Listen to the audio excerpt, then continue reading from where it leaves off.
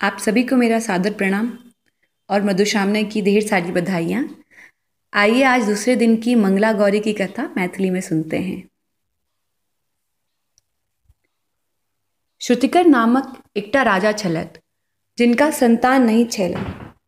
निरंतर भगवती के आराधना से भगवती हुनका पर प्रसन्न भई हुनका वरदान मांगे कहलखिन। राजा भगवती से अपना लेल जखन पुत्र मंगलखिन तब भगवती कहलखिन, हे राजा, तोरा से हम अत्यंत प्रसन्न छी, परंतु तोरा भाग्य में पुत्र नहीं लिखल छ। तथापि हम तोरा बेटा देबौ। यदि सर्वगुणी संपन्न बेटा चाही तो ओ मात्र 16 वर्ष जियतौ, आ यदि चिरंजीवी बेटा लेबे तो ओ मूर्ख होतौ। राजा रानी से विचार करी सर्वगुणी संपन्न बेटा मंगलखिन।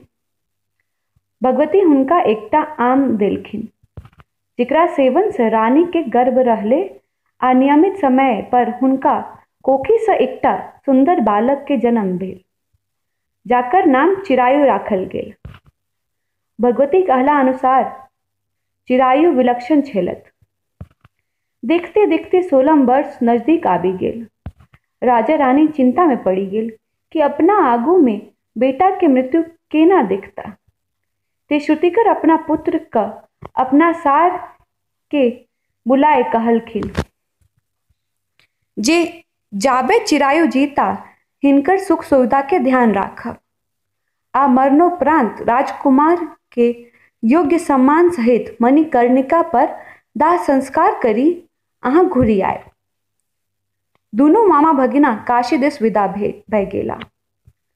रास्ता में एकटा आनंद नगर आयल, जतय के राजा वीरसेन के सुलक्षणी बेटी मंगला गौरी के आई विवाह छल। जाहि फुलबारी में मामा भगिना विश्राम करैत छला, ताहि में राजकुमारी सखी संगे फूल तोड़बाक लेल अयली। गप्पे गप्पे में एक सखी तमसा के मंगला गौरी के रंडी कही देलखिन। ताहि पर सब सखी बाजे लगली कि एही शुभ दिन पर एहन अशुभ बात की ना।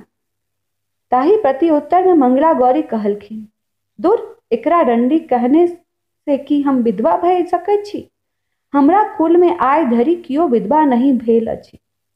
हमरा ओहिठाम सब कियो मंगला गौरी के तेना के गोहराने रहैत अछि जे विधवा होएब असंभव।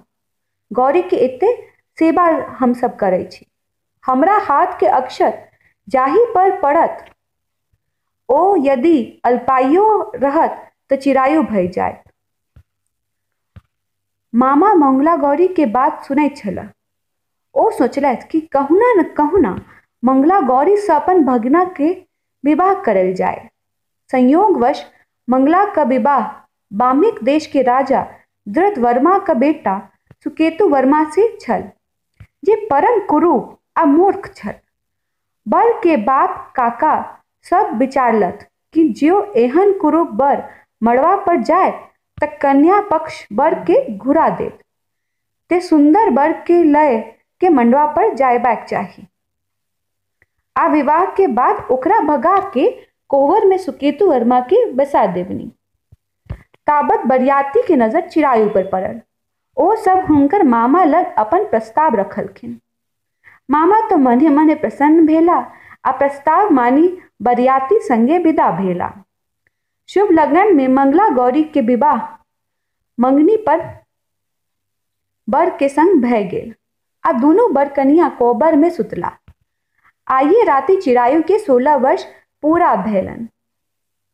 निशा रात्रि में काल गहुमन सांप के रूप में कोहबर में पैसल। राजकुमारी जगले छले। भयंकर सांप के देखी साहस कै सांप के आगू भरी बाटी दूध रखी देलखिन। आ कल जोड़ी प्रार्थना करे लगली, जे हे नागराज, हमरा पति के प्राण चुनि लिया, वरन हुनका चिरंजीवी बना दिया, त हम आजीवन नागराज पूजा करब आ व्रत राखब। नागराज मानि गेलखिन आ दूध पीबी ओतय राखल पुरहर में पैस गेलथ। ताबत चिरायु के नींद टूटलनि आ ओ किछु खैबाक लेल मंगलथि। मंगला हुनका खीर आ लड्डू खेबाक लेल देलखिन।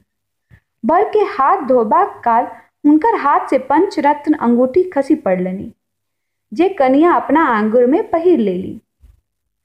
बर पान सुपारी खा सोती रहला।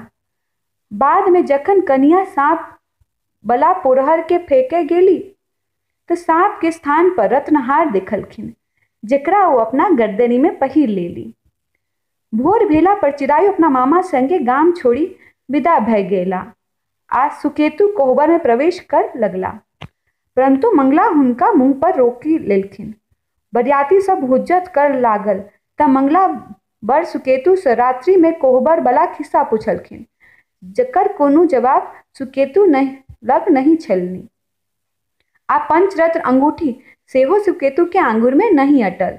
तखन बरियाती सब सुकेतु के लय घुर गेला। चिरायु अपना मामा संगे काशी प्रयाग आदि होइत 1 साल बाद ओही बाटे घुरला त अपना छत से मंगला हुनका देखते चिन्ही गेलखिन। हुनका सादर बजायल गेल आ पूछला पर सबटा सही सही जवाब देलखिन। राजा तखन धूमधाम से विवाह उत्सव मना गाजा बाजा संगे दोनों बेटी दामाद के विदा केलखिन। जखन चिरायु अपना पत्नी संगे अपना राजधानी पहुंचला त हुनकर जीवित रहबाक समाचार सुनी राजा रानी के आनंद के कोनो सीमा नहीं रहल आ ओ अपना पुतोहू के भरी भरी के आशीर्वाद दिलखिन। आशा करती हूँ कि आपको ये कथा अच्छी लगी होगी। अगर आपका वीडियो रिलेटेड कोई सजेशंस है तो उसे कमेंट बॉक्स में मेंशन कर दीजिएगा। धन्यवाद।